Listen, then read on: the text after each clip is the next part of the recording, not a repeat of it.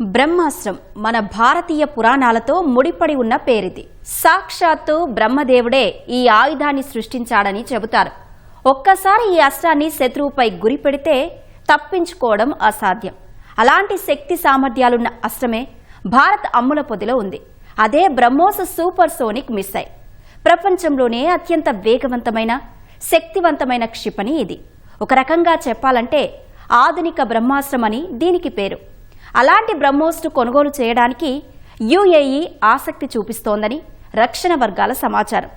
ఆయుధ సంపత్తిలో భారత్ ఏ స్థాయిలో స్వావలంబన సాధించిందో చెప్పడానికి ఇదే ఉదాహరణ. మరి విదేశాలు కూడా కొనుగోలు చేయాలనుకునేంత ప్రత్యేకత ఈ అస్త్రంలో ఏముంది? బ్రహ్మాస్త్రంతో ఎందుకు పోల్చుతున్నారు? ఈ వివరాలు తెలుసుకుందాం.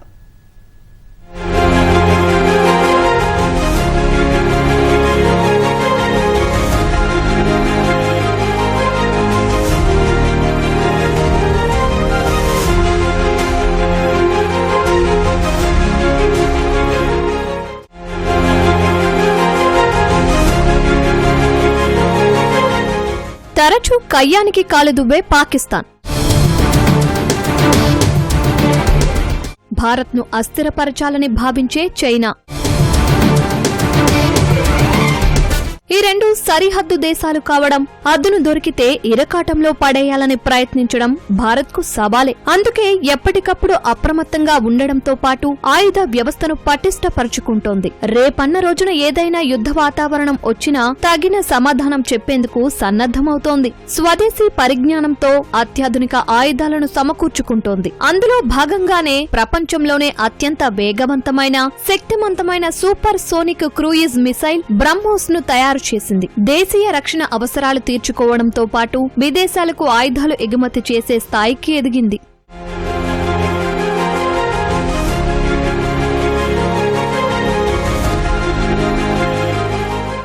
బ్రహ్మోస్ ప్రత్యేకతలు అన్నీ ఇన్ని కావు. ఈ క్షిపణులను తయారు చేయాలనే ఆలోచన మొదలైనప్పటి నుంచి పేరు పెట్టడం వరకు ప్రతిదీ ఆసక్తికరమే. 1982లో డిఆర్డీఓలో చేరిన Abdul Kalam missile development programme కి శ్రీకారం చుట్టారు. ఆయన చొరవతో 1983లో integrated guided missile development programme IGMPD ప్రారంభమైంది. అప్పటి నుంచి దేశంలో ఆయుధాల తయారీ ఊపందుకుంది. 1993లో ఓసారి అబ్దుల్ కలాం రష్యా పర్యటనకు వెళ్లారు. అప్పుడే BrahMos super sonic cruise missile తయారీకి అధికారికంగా అడుగుపడింది. ఆ సమయానికి ఆయన డిఆర్డీఓ సెక్రటరీగా ఉన్నారు. ఇరు దేశాల ప్రతినిధులు ప్రపంచంలోనే అత్యంత వేగవంతమైన మిసైల్ తయారు చేయడంపై చర్చలు జరిపారు. 5 ఏళ్ల తరువాత 1998 ఫిబ్రవరిలో ఇరు దేశాల మధ్య ఒప్పంద పత్రాలపై సంతకాలు జరిగాయి. అలా రష్యాకు చెందిన ఎన్పిఓ మషినోస్ట్రోయేనియా, భారత అంతరిక్ష పరిశోధన సంస్థ డిఆర్డీఓ ఉమ్మడి సహకారంతో బ్రహ్మోస్ ఏరోస్పేస్ ప్రాజెక్టుకు బీజం పడింది.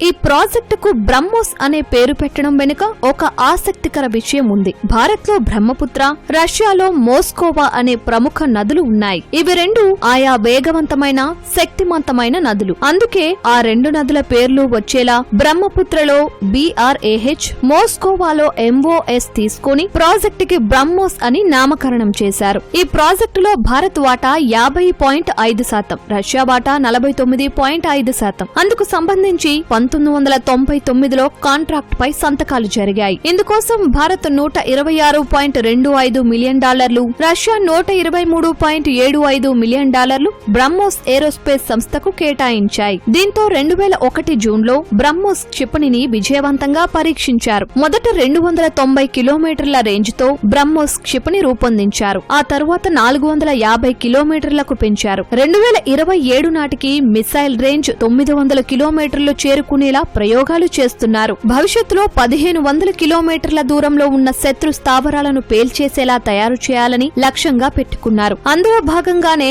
మాక్ 8 వేగంతో BrahMos hypersonic missile BrahMos next gen తయారు చేసేందుకు ప్రణాళికలు చేస్తున్నారు.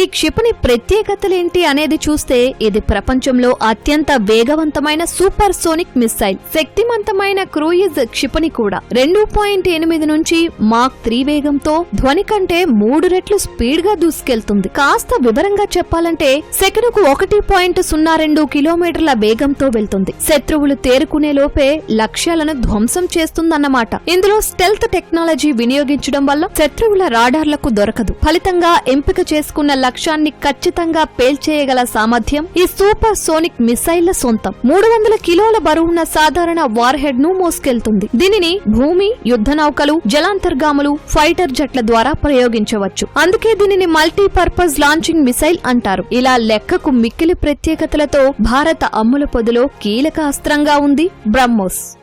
అయితే బ్రహ్మోస్ మిసైల్ యొక్క వేగం ఎలా ఉంటుంది అంటే 2.8 మ్యాక్ నుంచి 3 మ్యాక్ వరకు ఉంటుంది. మ్యాక్ అంటే మనం ఏదైనా ఒక వస్తువుని ధ్వని వేగంతో పోల్చినప్పుడు అంటే 1 Mach is equal to 1235 kilometres per hour.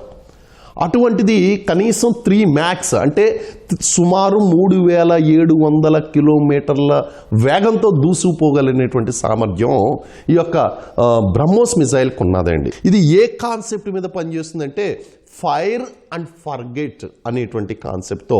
అంటే ఒక్కసారి నువ్వు ఫైర్ చేసి నువ్వు నిశ్చింతగా ఉండు, అది ప్రెసిషన్ టార్గెట్ అంటే ఖచ్చితంగా దాని యొక్క లక్ష్యాన్ని అది చేరుకుంటుందండి. కొన్నాళ్లుగా బ్రహ్మోస్ గురించి వింటూనే ఉన్నాం. అయితే ఇప్పుడు మరోసారి వార్తలో నిలవడానికి ఓ ముఖ్య కారణం ఉంది. అదేంటంటే ఈ మిసైల్ శక్తి సామర్థ్యాలు చూసిన ప్రపంచ దేశాలు వీటిని కొనుగోలు చేయడానికి భారత్తో చర్చలు జరుపుతున్నాయి. United Arab Emirates UAE BrahMos క్షిపణిని కొనుగోలు చేసేందుకు భారత్తో చర్చలు జరుపుతోంది. అమెరికా ఇరాన్ యుద్ధం కారణంగా పశ్చిమాసియాలో కొన్ని నెలలుగా ఉద్రిక్త పరిస్థితులు నెలకొన్నాయి. దీనివల్ల గల్ఫ్ దేశాలు తీవ్రమైన భద్రతా సమస్యలు ఎదుర్కొంటున్నాయి. శాంతి ఒప్పందం కూడా సరిగ్గా అమలుకు నోచుకోకపోవడంతో భవిష్యత్తులో ఉద్రిక్త పరిణామాలు చోటు చేసుకునే అవకాశం లేకపోలేదు. దీంతో మిడిల్ ఈస్ట్ దేశాలు మిలిటరీ సామర్థ్యం, ఆయుధ వ్యవస్థను పటిష్టం చేసుకునే పనిలో పడ్డాయి. అందులో భాగంగానే UAE భారత్ బ్రహ్మాస్త్రాన్ని కొనుగోలు చేయడానికి ఆసక్తి చూపిస్తోంది. విదేశాలన్నీ కూడా దీన్ని విపరీతంగా పర్చేజ్ చేయాలి అని కోరుకోవడానికి గల కారణం ఏంటి అంటే ఇది ఇతర దేశాలతో ఉన్నటువంటి మిజైల్ సిస్టమ్స్తో గనక పోలిస్తే ఇది చాలా చౌకగా తయారవుతుందండి. కంపారిజన్ కనుక సేమ్ మ్యాక్స్ స్పీడ్లో ఉన్నటువంటివి అదే కెపాసిటీ ఉన్నటువంటి ఆ మిజైల్స్తో పోలిస్తే కనుక భారతదేశంలో ఇండిజీనియస్గా తయారు చేసినటువంటి ఈ మిజైల్ యొక్క కాస్ట్ చాలా తక్కువ కాస్ట్కి లభిస్తుంది. రెండోది ఏంటి అంటే ఇక్కడ దక్షిణాసియాలో పెరిగినటువంటి ఈ డిఫెన్స్ ఇన్సెక్యూరిటీ ఏదైతే ఉందో ఈ ఇన్సెక్యూరిటీ, చైనా యొక్క ప్రాబల్యం పెరిగింది. ఇవన్నీ కూడా చూసుకుంటూ ఉంటే ఈ ఫిలిప్పైన్స్ కానీ, వియత్నాం కానీ, లేకపోతే ఇండోనేషియా కానీ ఈ కంట్రీస్ అన్నీ కూడా కొనుక్కున్నాయి. అదేవిధంగా గల్ఫ్లో పెరిగినటువంటి ఇన్సెక్యూరిటీ ఏదైతే ఉందో ఇప్పుడు రీసెంట్ వార్ ఎస్కలేషన్స్ కారణంగా అక్కడ UAE కూడా ఈ బ్రహ్మోస్ని కొనుగోలు చేయాలని చెప్పేసి కోరుకుంటుందండి. వాస్తవానికి స్వాతంత్ర్యం వచ్చేనాటికి భారత్ దగ్గర ఆయుధ సంపత్తి పరిమితంగానే ఉంది. సైన్యం కూడా అంతంత మాత్రమే. అయితే దేశ సార్వభౌమత్వాన్ని కాపాడుకోవడంలో రక్షణ వ్యవస్థ ఎంతో కీలకం. ఉగ్రవాదులను ఉసిగొలిపే పాకిస్తాన్ కి సరైన బుద్ధి చెప్పాలంటే సైన్యం దగ్గర అత్యాధునిక అస్త్రశస్త్రాలు తప్పనిసరి. ఈ విషయాన్ని గుర్తించి భారత్ 1958లో ఆయుధ సంపత్తిపై ప్రత్యేక దృష్టి సారించింది. Special weapons development team SWAT తో పాటు భారత అంతరిక్ష పరిశోధన సంస్థ DRDO ఏర్పాటు చేసి పరిశోధనలు మొదలుపెట్టింది. 1970లో ప్రాజెక్ట్ డెవిల్, ప్రాజెక్ట్ విలియంట్ ప్రారంభించారు. భూతలం నుంచి గగనతలం, లాంగ్ రేంజ్ బాలిస్టిక్ క్షిపణులు తయారు చేయడం వీటి ఉద్దేశం. ఇంటిగ్రేటెడ్ మిసైల్ డెవలప్మెంట్ ప్రోగ్రామ్ లో భాగంగా 1988లో పృథ్వీ-1 క్షిపణి తయారీ జరిగింది. ఆ తర్వాత 1996లో పృథ్వీ-2, 2000లో పృథ్వీ-3 ప్రయోగం చేపట్టారు. పృథ్వీ-3 క్షిపణి 350 కిలోమీటర్ల దూరంలో ఉన్న లక్ష్యాలను ఛేదిస్తుంది.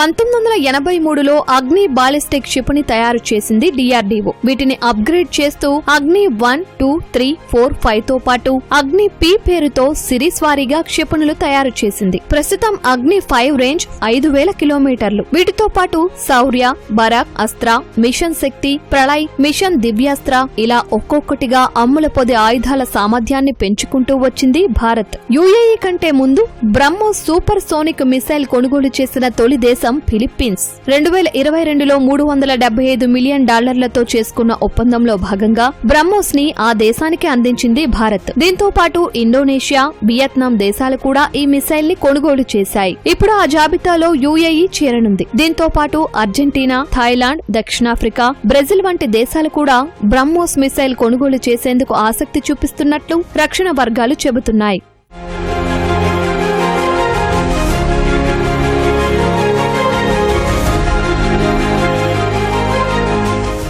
ప్రపంచ దేశాలు బ్రహ్మోస్ మిసైల్ కొనుగోలు చేయడానికి ప్రధాన కారణం దాని సామర్థ్యమే. గతేడాది జరిగిన ఆపరేషన్ సింధూర్లో అది ప్రపంచ దేశాలకు తెలిసింది. భారత్ తొలిసారి బ్రహ్మోస్ క్షిపణిని ప్రయోగించింది. ఆ మిసైల్ మెరుపు వేగం, ఖచ్చితమైన విధ్వంసానికి శత్రుదేశం పాకిస్తాన్ 4 రోజుల్లోనే తోకముడిచింది. దీంతో ఆయా దేశాలు భారత బ్రహ్మాస్త్రాన్ని కొనుగోలు చేయడానికి ముందుకు వస్తున్నాయి. ఆయుధాలు అంటే విదేశాలపై ఆధారపడాల్సిన పరిస్థితి నుంచి స్వదేశీ పరిజ్ఞానంతో అత్యాధునిక ఆయుధాలు, ఆకాశ్ తీర్ వంటి డిఫెన్స్ వ్యవస్థలను తయారు చేసుకుంది భారత్. రక్షణ అవసరాలు తీర్చుకోవడంతో పాటు సమయం వచ్చినప్పుడు శత్రు దేశాలకు మన సామర్థ్యం ఏంటో చాటి చెప్పింది. ఇదే క్రమంలో విదేశాలకు ఆయుధాలు ఎగుమతులు చేయడం ప్రారంభించింది. 2013-14 ఆర్థిక సంవత్సరంలో డిఫెన్స్ ఎగుమతుల విలువ 68 కోట్ల రూపాయలు మాత్రమే ఉండేది. 2026 మార్చి చివరి నాటికి ఆ విలువ 37,868 కోట్లకు పెరిగింది. ఈ లెక్కలే చెబుతున్నాయి భారత్ ఏ స్థాయిలో స్వావలంబన సాధించిందో.